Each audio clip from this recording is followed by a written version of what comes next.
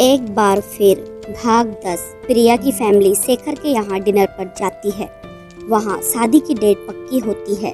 वापसी में वो सोचती है कि वो शेखर को अपने पास्ट के बारे में सब बता देगी। अब आगे उधेड़ बुन में रास्ता तय करते हुए उसका सिर भारी हो गया। जीजाजी ने म्यूजिक ऑन कर दिया और गाना कौन सा था। हर तरफ हुस्न है, जवानी है, आज की रात क्या सुहानी है। रेशमी जिस्ता थराते हैं, मरमरी ख्वाब गुनगुनाते हैं। धड़कनों में सुरूर फैला है, रंग नजदीक और दूर फैला है। दावत ए इश्क दे रही है फजा, आज हो जा किसी हंसी पे फिदा। मोहब्बत बड़े काम की चीज है, काम की चीज है। मोहब्बत बड़े काम की चीज है, काम की चीज है। प्रिया ने गाना सुनकर आंखें बंद कर ली। आंखें बंद करते ही शेखर का मुस्कुराया हुआ दिखाई दिया। मुझे याद कर रही हो? उसने हड़बड़ाकर आंखें खोल दी। हे भगवान, तो मैं पागल ही हो जाऊंगी। लगता है मुझ पर भी उसकी फिजूल बातों का असर होने लगा है। नहीं, मैं उसके जैसी कतई नहीं बन सकती। कहता है कि होने वाली मिसेज बादवा से बात कर रहा हूँ। वो भी जबरदस्ती बाहों में लेकर। उसकी खुशबू, उसकी छुअन का एहसास उसके शरीर में दौड़ गया। वो उसे महसूस कर रही थी, इसलिए उससे ध्यान हटाने के लिए उसने दी से बात करनी शुरू कर दी। घर पहुंचते हुए काफ़ी देर हो गई थी। अगले दिन सेकंड सैटरडे था तो देर से उठी।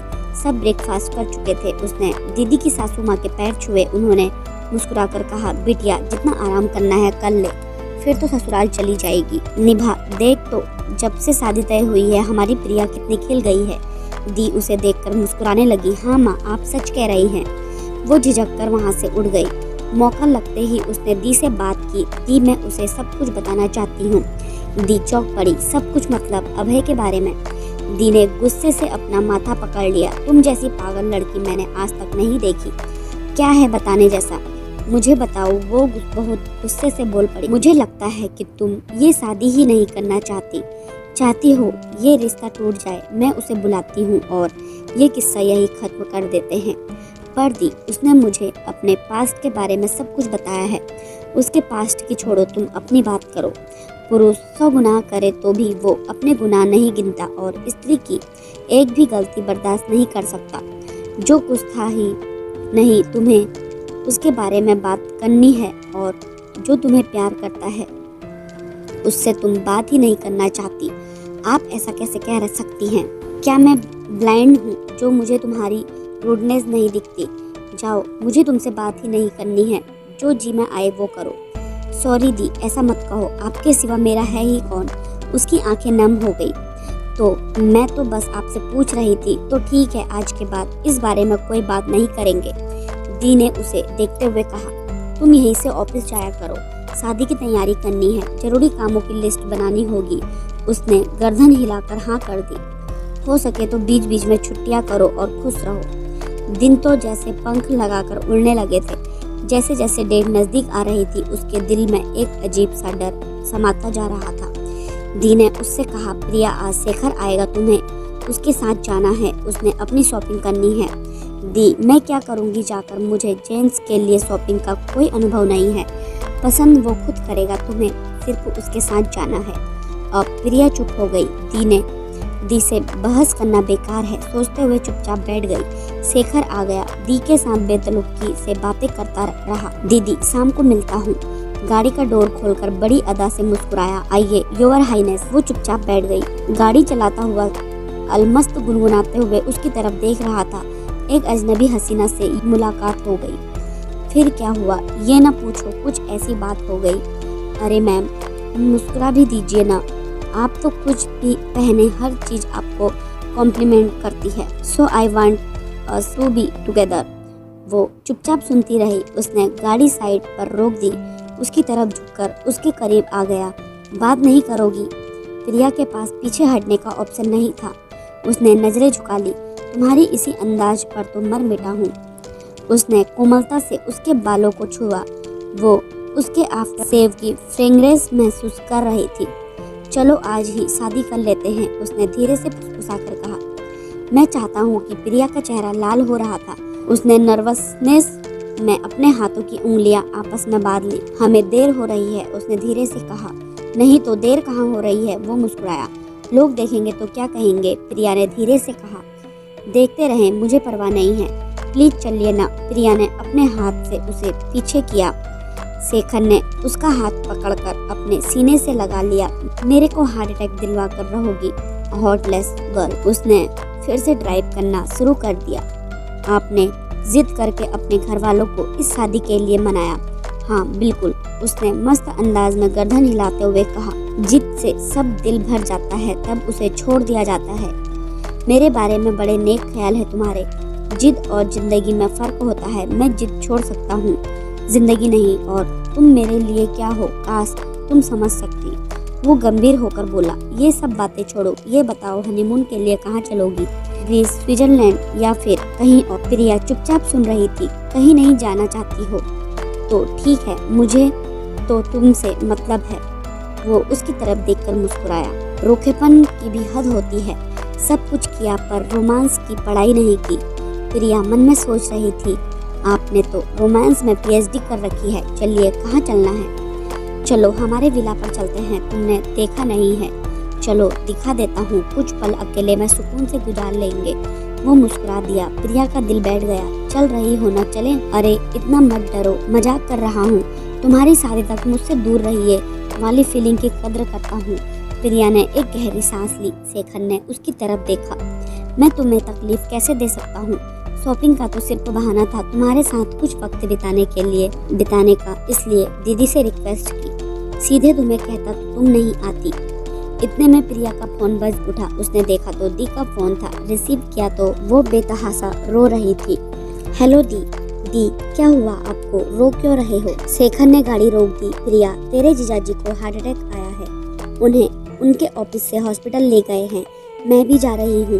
दी प्लीज आप रोना बंद करो, बच्चे भी स्कूल से आने वाले होंगे। कहते हुए प्रिया का गला भर आया। मैं भी वहाँ पहुँचती हूँ। वो दोनों हॉस्पिटल पहुँच गए। निभा भी चुपचाप एक कोने में बैठी रो रही थी। रोते रोते उनकी आंखें सूज गई थी। प्रिया दी के पास पहुंची और बुरी तरह रो पड़ी। तभी शेखर ने उसके कंधे पर हाथ रखकर उसे उठने को कहा। खुद दी की बगल में बैठ गया। दीदी, जीजाजी को कुछ नहीं होगा, आप शांत हो जाएं। शेखर, हमारा इनके सिवा कोई नहीं है। मैं इनके बिना जी नहीं पाऊंगी, मर जाऊंगी। दी की हिचकियां बंद गई। तभी हॉस्पिटल स्टाफ ने कहा, आपको कुछ पेपर साइन करने होंगे, ऑपरेशन करना पड़ेगा। शेखर दी को लेकर चला गया। प्रिया वहीं बैठ गई। शेखर को आया देख हॉस्पिटल के डायरेक्टर डॉक्टर मेहता ने तुरंत सारी फॉर्मेलिटीज पूरी करवाई। सर आप चिंता मत कीजिए, ये केस मैं खुद हैंडल करूंगा। शेखर ने अपने घर पर फोन कर दिया था। उसके पापा आ गए थे। ऑपरेशन हुआ। डॉक्टर्स ने कुछ घंटे अहम बताए। अपने पापा को घर भेजने के बाद शेखर ने प्रिया से कहा, प्रिया दीदी को लेकर घर जाओ, बच्चे परेशान हो रहे होंगे। दीदी आप थक गई होंगी, आप घर जाइए। नहीं शेखर, मैं कहीं नहीं जाऊंगी। दी बेहद उदास थी। मैं यहाँ रुकूंगा। दी बेहद उदास थी। मैं यहाँ रुकूंगा, तुम रुकोगे? तुम घर चले जाओ। शेखर, तुम बहुत बिजी रहते हो, आज सारा दिन हमारे साथ रहकर थक गए हो। दी आप बच्चों को देख आओ, बच्चे बहुत छोटे हैं। माँ जी भी परेशान हो गई होगी। फैमिली सपोर्ट के लिए होती है। And after all we are family. Priya और दीदी को घर भेजकर शेखर वहीं रुक गया। प्रिया दी को लेकर घर पहुंची। बच्चे सो चुके थे। दी की सासू माँ मंदिर में बैठी हुई माला जप कर रही थी। प्रिया और निभा को देखकर उनके आंसू बहने लगे। कैसा है राजेश? निभा, कैसा है मेरा बच्चा? निभा सासू माँ के गले लगकर रो पड़ी। तभी प्रिया ने बात संभाली। माँ जीजाजी अब ठीक है, ऑपरेशन हो गया है। निभा, मुझे भी राजेश को देखने जाना है। माँ मैं कल सुबह ले चलूंगी आपको, प्रिया ने सांत्वना देते हुए कहा। दी बच्चों के कमरे में चली गई। बच्चों के सिर सहलाते हुए रोने लगी। प्रिया चुपचाप खड़ी देखती रही। अचानक से दी तेजी से बाहर आई। प्रिया मुझे वापस हॉस्पिटल जाना है, मैं उन्हें ऐसे अकेला नहीं छोड़ सकती।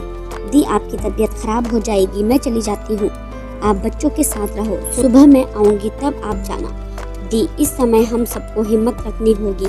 प्रिया वापस हॉस्पिटल चली गई। जीजाजी आईसीयू में थे। शेखर बाहर रेस्ट रूम में आंखें बंद किए लेटा हुआ था। सुनिए, प्रिया ने धीरे से उसे हिलाया। उसने चौंक कर आंखें खोल दी। अरे तुम वापस क्यों आई? तुम्हें दीदी के साथ रहना चाहिए था, वो इस समय बहुत तकलीफ में है। आप घर चले जाइए, सुबह से थक गए हैं। इस समय यहाँ पर होना ज्यादा जरूरी है, कोई भी जरूरत पड़ सकती है। अभी जीजाजी को होश नहीं आया है। थैंक्स किस बात के लिए, मैं भी अब इस फैमिली का हिस्सा हूँ। रिश्ते वैसे भी दिल से निभाए जाते हैं। शेखर गंभीर था। आप कॉफी लेंगे? तुम बैठो, मैं मंगवा देता हूँ। कॉफी पीते हुए प्रिया चोरी से शेखर को देख रही थी। कितना थक गया है, आप सो जाइए, मैं बैठी रहूंगी। वो कुछ नहीं बोला, आंखें बंद करके लेट गया। सोते हुए कितना मासूम लग रहा है। उसका मन हुआ कि उसका सिर सहला दे, पर उसने अपने जज्बातों पर लगाम लगा दी। आखिरकार सुबह 5 बजे जीजाजी को होश आया। डॉक्टर मेहता ने बताया अब पेशेंट खतरे से बाहर है। शेखर और प्रिया के चेहरे खुशी से चमक उठे। दी भी सुबह हॉस्पिटल पहुंच गई। रोते हुए उन्होंने प्रिया को गले लगा लिया। दी अब सब ठीक है। डॉक्टर से बात करने के बाद दी ने प्रिया से कहा, प्रिया तुम घर जाओ, शेखर तुम भी। ठीक है दी, मैं बच्चों को देख लूंगी। वो और शेखर दोनों बाहर आ गए। चलो तुम्हें घर छोड़ दूं। प्रिया गाड़ी में बैठ गई। शेखर चुपचाप ड्राइव कर रहा था। क्या सोच रही हो? कुछ नहीं, उसकी आंखें भर आई। दी और जीजाजी मेरे लिए सब कुछ है। माँ के जाने के बाद जीजाजी और उनकी माँ ने मुझे कभी परिवार की कमी महसूस नहीं होने दी। देखो, जो किस्मत में होता है वो कोई नहीं रोक सकता, पर अब सब ठीक हो जाएगा।